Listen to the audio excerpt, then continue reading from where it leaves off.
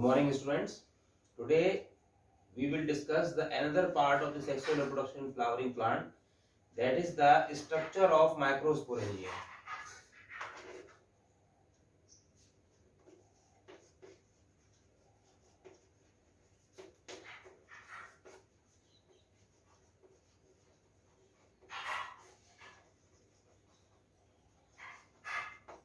Structure of the microsporangium. In the previous section we have discussed about the structure of the anther, and there was the four thecas in the structure of the anther. In the cross section of the anther there was four thecas in the bilobed structure of the anther, and it contained the sporogenous tissue. This sporogenous tissue, this is the TS of the anther, and this is the sporogenous tissue filled inside the boundary walls of the anther. In an elaborate manner, when we see inside the structure of the anther, this is somewhat like this. This is the outermost membrane of the anther wall called epidermis. This is the epidermal cells.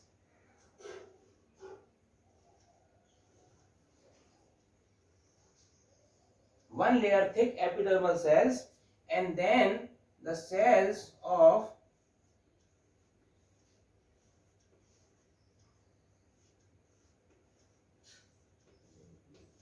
endothecium.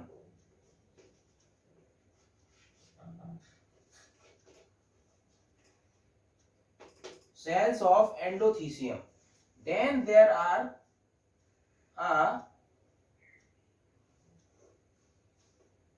cells called middle lamella.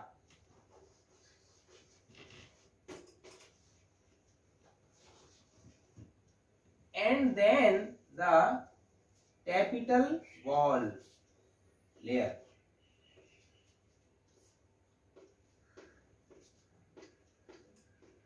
So first of all layer is the epidermis, then the endothecium, then the middle lamella.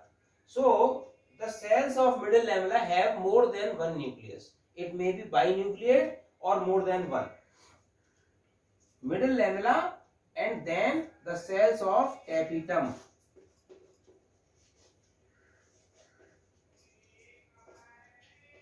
Tapetum cells are there. After the tapetal cells, there is the filling of the sporogenous tissue.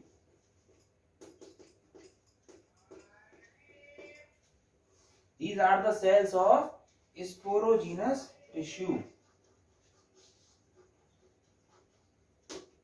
Cells of sporogenous tissues are made up of a special kind of cells which is called microspore mother cell. The microspore mother cell completely is the origination of the microspores. In microspore mother cells, there takes meiosis. In microspore mother cell, the meiosis takes place and the formation of four microspores takes place.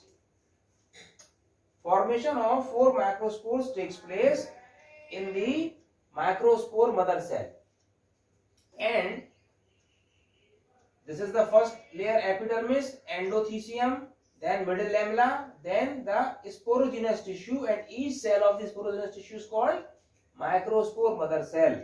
And microspore mother cells undergo meiotic division to form four haploid microspore, and in this condition it is called microspore tetrad. In this condition it is called microspore tetrad. The microspore, after the formation of microspore tetrad, the entire structure of the anther becomes matured. becomes matured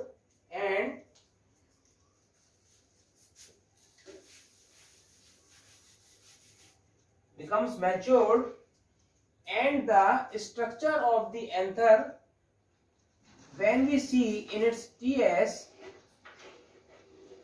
is now it become bag like structure, and it is now having the microspore tetrads converted into macrospores. Macrospore tetrad, they are free up, macrospore are free up, and the macrospores are filled in this sac. Now further what happens, these macrospore matures and develop two-layer structure. One is called intine and another is called exine. Macrospore tetrad breaks up, freed the macrospore, then macrospore develops two-layered structure. One is intine and another is exine. There is a nucleus inside it. At one place the exine is not present, so this is called germ pore. This is called germ pore. Exine is made up of sporopollenin substance. Exine is made up of sporopollenin substance, which is the very hard substance, and it do not react with any chemical or do not react with any substance present in the nature. That's why pollen can survive and can withstand in the varied kind of environmental conditions. After the shedding from the plant, the pollen can be withstand with the different environmental disturbances. That's why the pollen as a male gamete, pollen grain is called the male gamete, can survive in the diverse environmental conditions. But at one place the sporopollenin is absent, so the germ pore is there. Sporopollenin is absent at one place. The place is called germ pore. Basically this place is used to imbibe water and further to produce pollen tube in the favorable conditions. So this is the structure of macrosporangium, and now the macrospore converted into pollen grains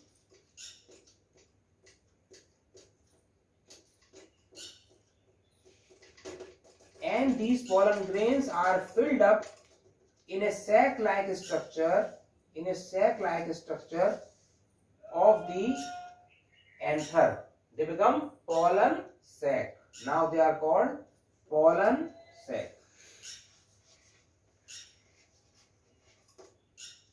So this is the structure of macrosporangium and the initial formation of macrospore, then the conversion of macrospore into the pollen grain.